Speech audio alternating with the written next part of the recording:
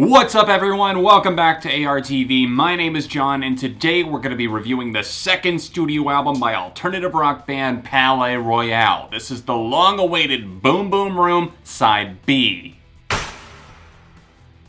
Boom Boom Room Side A came out in 2016, and while I had numerous people screaming at me essentially, "Listen to Palaye Royale," I didn't take them up on that offer until I did a video this year, like a month and a half ago, where I reacted to the band for the first time. And I was pleasantly surprised. After hearing their set at Warped Tour, I was very intrigued. I think they put on an incredible live show, and all of the members are clearly playing up the fashion art aspect of their rock, and also are just very theatric with their performance. Their leading man, Remington Leith, is all out, balls to the wall with his performances, and his vocals are actually pretty endearing and also pretty rock and roll. You guys reacted very positively to my reactions to the band, and I was excited to check out Boom Boom Room Side B, but then I got a little bit disappointed when I saw that after 2 years after Side A came out, and obviously the band members tweeting out that they had so many songs that they wanted to record,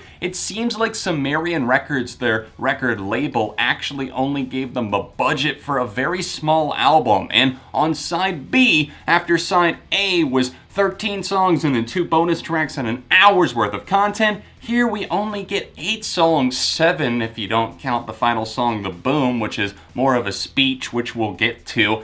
It's just 26 minutes and it's over. Side B is definitely a continuation in many ways of Side A's sound. It's something that presents us with some kind of gritty rock and roll in places, but also some more theatric moments, some ones that are a little bit more stripped back. And Side A I found to be honestly a little bit too long just because of the amount of songs, and some felt like filler, and there weren't as many that felt engaging overall, even though there's some huge standouts on that album. Side B feels a little too short, but I'm honestly pretty happy with the ones that we do get. I like that they have something that's a little bit more theatric, like Hospital Beds, and then you get a song like Dying in a Hot Tub, which is so memorable and instantly stands out in all departments, and obviously a track like You'll Be Fine, the lead single from Side B, that reminds me of both Green Day, My Chemical Romance, and just obviously Palaye Royale doing their thing and being at their best. There's plenty of guitars here, although I would have liked a few more solos perhaps from Sebastian Danzig, but that's neither here nor there, because the tracks really do hit it home for the most part in that department. The bass is a bit lacking in places, but there's also some chomping pianos and some swirling drums that come into the mix, all backing obviously Remington's vocals, which for the most part are really killer on this release. I'll keep it quick and to the point because I don't want to harp on this. I already pretty much touched on the majority of my positives and negatives here. I think that it is a pretty good but short, straightforward rock release, and even though not every single song is memorable, I understand the purpose of every song here and why they truly wanted to record it. I just wish that Sumerian had given them a bigger budget, because the band very clearly wants to release more tunes and have more songs that they're playing live, so why not let them get it out to the people? I'm not exactly sure, but I do hope that after the final Boom tour, which I will be going to, I hope that they get back in the studio quickly and they're able to put something out, because as Sebastian Danzig himself said, if I have to wait 2 years to release music every time, I'm going to go insane. You'll Be Fine was released as the kick-ass lead single from Side B, and definitely sees the band maneuvering into a little bit of a darker territory, but also a heavier one. There's some sensations that I'm picking up on here in the guitar, drum, and everything department, even from Remington Leith as a vocalist, that I just feel like they didn't channel on Side A, so it's nice to see them grow there. I do enjoy the other single, Death Dance, although I feel like it gets a little bit repetitive in places, but I like the fact that the bridge of the tune just goes for it. It talks about we live in an age where sex and whores are gods. We live in an age where all of our bodies are flawed. It's something that a lot of people kind of dance around, but here they're just going straight into the fire, and I like that about Palaye Royale in general. I commented earlier that some of the songs do feel a little bit more middle of the road rock and don't push buttons one way or the other, and I truly feel like Teenage Heartbreak Queen is one of those. It's one of those tracks where it comes on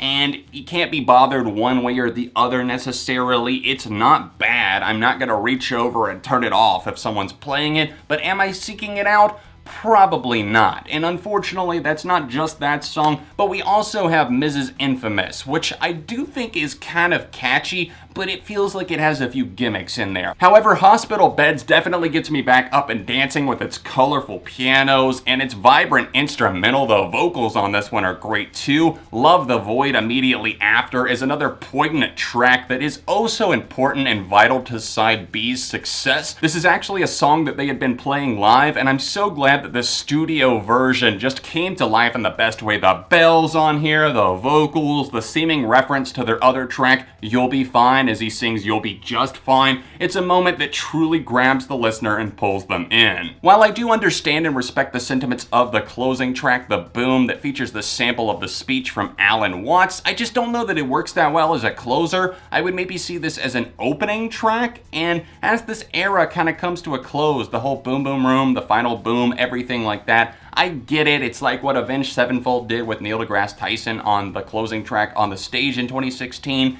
Here, I just feel like on an 8-song album, I feel like we only really got 7 songs, and that definitely feels like I got cheated even more. That leaves only one song to talk about, and that is my absolute favorite, the song that you have to hear if you don't hear anything else from the project. Yes, I love You'll Be Fine, but I do feel like Dying in a Hot Tub definitely took the cake for me. I didn't know what to expect with a title like that, and as I listened through, this song is so damn charismatic. There's so much going on here, and the chorus just really hits its stride, and the song never loses momentum even though it changes pace several times throughout.